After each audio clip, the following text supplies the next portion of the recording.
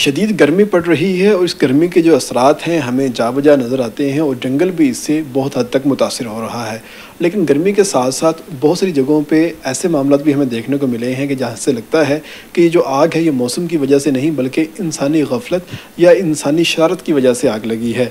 आखिर मारगला की पहाड़ियों पर आग क्यों लग रही है और हमारे पास उस आग को बुझाने के जो इंतजामात हैं वो क्या हैं? इस वक्त इरफान न्याज़ी साहब हमारे साथ मौजूद, उनसे बात करते हैं। अच्छा न्याज़ी साहब, बताइएगा कि ये क्या मामला चल रहा है? ये जो इस दफ़ा फायर जो है लग रही है तवातर के साथ, बारिश की दुआ तो सब मांग रहे हैं लेकिन बारिश नहीं हो रही, तो क्या इस आग को बुझाने के लिए हमारे पास कोई और इक़दाम भी हैं?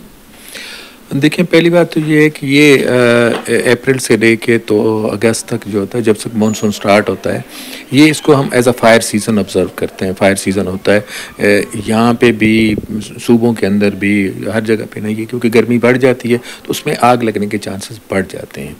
तो ये कोई ऐसी मतलब अननेचुरल चीज़ नहीं है, ये फिनोमेना है जो हर जंगल में होता है। तो उसके लिए इस्लामाबाद की हद तक जो है, क्योंकि इस्लामाबाद बिल्कुल साथ ही फाकी दारुल हुकूमत है, तो ये सेंसिटिव मामला यहाँ पे हो जाता है। तो उसके लिए ये सीज़न शुरू होने से पहले ही हम पेशबंदी करते हैं।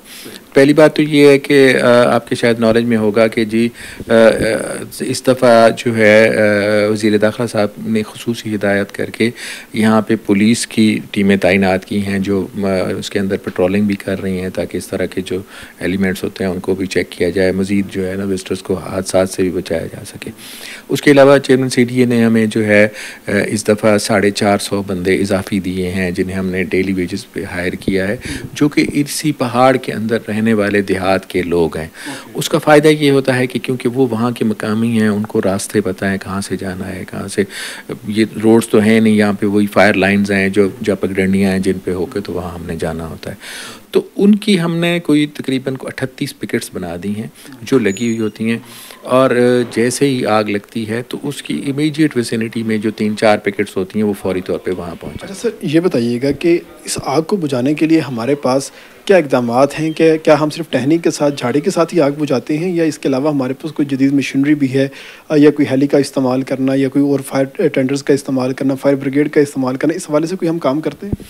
देखिए, फायर ब्रिगेड जो है, अगर तो आग जो है ना प्लेन्स में है जहाँ तक गाड़ी पहुँच सकती है तो वो तो हम उसमें उनको इन्वॉल्व करते हैं। या ये होता है कि अगर आग लग के आ रही है और वो सड़क के पास है तो फिर वहाँ पे हम फायर ब्रिगेड की गाड़ी मंगवा लेते हैं ताकि वो सड़क क्रॉस ना कर सके, वहीं से उसको रोक सकते हैं। अदरवाइज़ जंगल के अंदर फायर ब्रिगेड की गाड़ी का जाना जो है वो इम्पॉसिबल है। तो ये तो वो हो गया उसकी हद तक।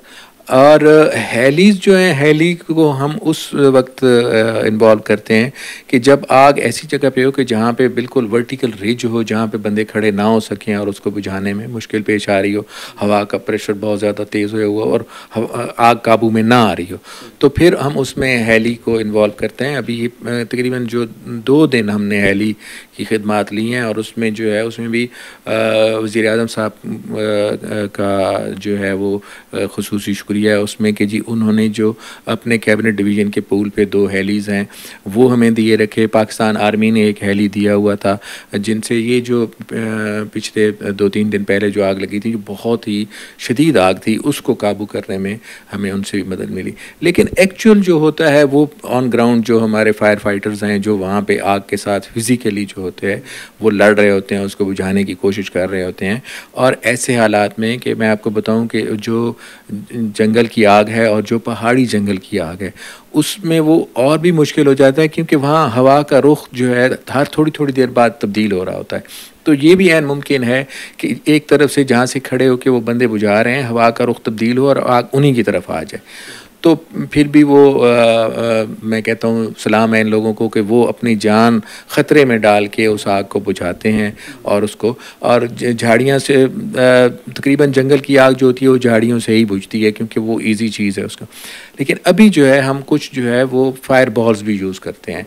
फायर बॉल्स जो होते हैं वो वहाँ पे जाके हम जहाँ पे वो टेरेन इस तरह की हो कि जहाँ पे मुमकिन ना हो रहा तो हम फायर बॉल फेंके उसको। अच्छा सर, एक बीटर इस्तेमाल होता है, तो क्या हम इस पहाड़ी जंगल के अंदर उस बीटर का इस्तेमाल कर सकते हैं कि आग के पास ऑक्सीजन ना पहुँचे और वो आग बुझ जाए, या इस यहाँ पर वो भी मुमकिन नहीं है? असल में मैंने जैसा आपको बताया ना कि पहाड़ की जो आग है ना, जो उसके लिए पैदल ट्रैवल बहुत करना है। जो जितने बंदे हैं उन्होंने पैदल वहाँ तक जो जिस तरह से पहुँचना है, वो एक मुश्किल काम है उस पहाड़ी रास्ते पे जाके। हम कोशिश करते हैं कि उनके पास कम से कम वज़न वाली चीज़ हो, तो बीटर्स भी जो होते हैं ना, वो उसको फिर कैरी करके लेके जाना और वो होना, तो वो जो माली हैं वो प्रेफर करते हैं कि वही झाड़ियों से उसको ज़्यादा, क्योंकि असर दोनों का एक ही है, दोनों ने जो है उसका आग की ऑक्सीजन को रोकना है और उसको ख़त्म करना है। जी, आग की ऑक्सीजन ख़त्म करना प्रायोरिटी होती है, और जैसे ही आग की ऑक्सीजन ख़त्म होती है आग बुझना शुरू हो जाती है, और झाड़ी या बीटर के साथ ये काम आसानी से हो जाता है। और बीटर जो है मैदानी जंगल जो होता है उसके लिए इस्तेमाल होता है। अगर पहाड़ी जंगल की बात करते हैं तो उसके लिए जो वाहिद हथियार है वो झाड़ी ही है, जो कि माली प्रेफरली इस्तेमाल करता है और उसके साथ आग बुझाने में काम करता है।